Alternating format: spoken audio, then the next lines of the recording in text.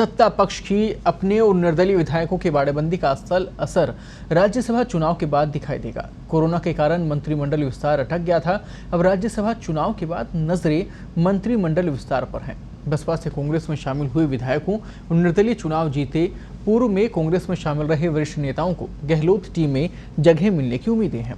ऐसे में कांग्रेस के कई वरिष्ठ विधायक भी बाड़ाबंदी में सरकार और पार्टी लाइन के आधार पर अनुशासित प्रदर्शन कर रहे हैं। फिलहाल मुख्यमंत्री, उप मुख्यमंत्री सचिन पायलट, 13 अन्य कैबिनेट मंत्री सहित 25 को मंत्रिमंडल में जगह मिली हुई है।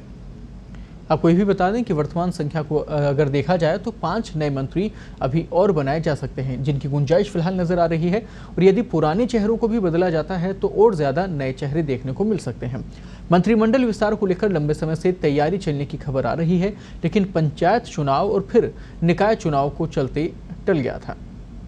और पूरी खबर पर ज़्यादा बातचीत के लिए इस वक्त हमारे साथ में हमारे सहयोगी अश्विनी जुड़ चुके हैं। अश्विनी, राहत की खबर हो सकती है राज्यसभा चुनाव के बाद में तमाम उन नेताओं के लिए जो इंतजार कर रहे थे कि शायद इस बार कुर्सी मिल जाए सत्ता वाली।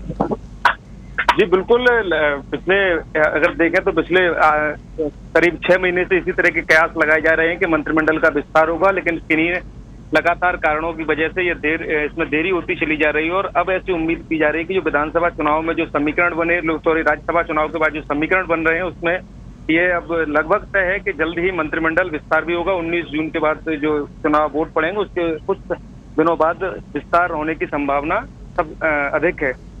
अश्विनी, शुरुआती तौर पर कितने मंत्री पद की अभी गुंजाइश नजर आ रही है?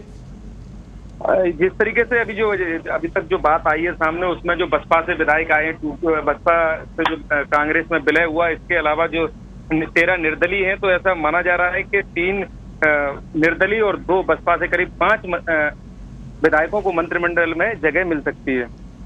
क्या आपको लगता है कि कुछ नाम ऐसे हैं जो कि पार्टी लाइन में चल रहे हों, जिनकी उम्मीदें ज्यादा हों? क्या अभी कोई चर्चा है, सुगबुगाहट इसको लेकर नजर आ रही है?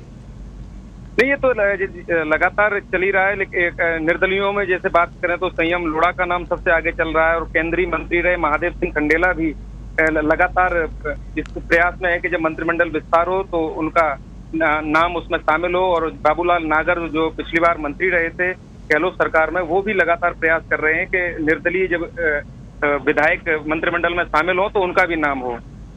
तो इनके समीकरण अभी फिलहाल शुरुआती तौर पर नजर आ रहे हैं। कौन कौन से ऐसे मंत्री पद हैं, कौन कौन से सेक्टर के लिए, जिनके लिए यहाँ पर शुरुआती तौर पर माना जा सकता है कि इन पदों के लिए, इन सेक्टर्स के लिए ये तमाम लोग इस वक्त कुर्सी पर काबिज हो सकते हैं, या आगामी राज्यसभा चुनाव के बाद में इन्हें वो पद मिल सकते हैं? हालांकि अभी ये तो बताना बहुत जल्दबाजी होगी, लेकिन जिस तरीके जो दावेदार भी हैं उनको सिर्फ मंत्री इसका बनना ये जरूर नहीं, उन्हें बस मंत्रिमंडल में जगह चाहिए। मंत्री कोई भी बन जाए इस बात की उन्हें कोई दिक्कत नहीं है, लेकिन उनका सबसे जो बड़ी चीज है वो मंत्री बनना चाहते हैं। लगातार इस तरीके के बातें भी सामने आ रही हैं। जो बसपा से जो विधायक टूट के आए, विलय हुआ, वो भी लगातार इसी तरह से बात कर रहे हैं। कल भी बात हुई थी, आज भी दिन भर चर्चा हुई है इन लोगों से। अश्विनी, क्या चेहरे बदलने की भी बात सामने आ सकती है, यानी कि जो पुराने कुछ नेता हैं, क्या जो मंत्री फिलहाल वर्तमान में है, क्या इनमें भी कुछ बदलाव की संभावना नजर आती है? ये इसमें बदलाव की संभावना बेहद कम नजर आ रही है, क्योंकि अगर देखें तो परफॉर्मेंस के हिसाब से सरकार और संगठन के जो काम किया है मंत्रियों ने, दोनों ही उनसे संतुष्ट हैं। तो इस लिहाज से बेहद कम संभावना नजर आ रही है कि कोई मंत्रिमंडल में बदलाव होगा, और जो अभी मंत्री हैं उनसे कुर्सी ली जा सकती है। इस बात की संभावना बहुत कम है।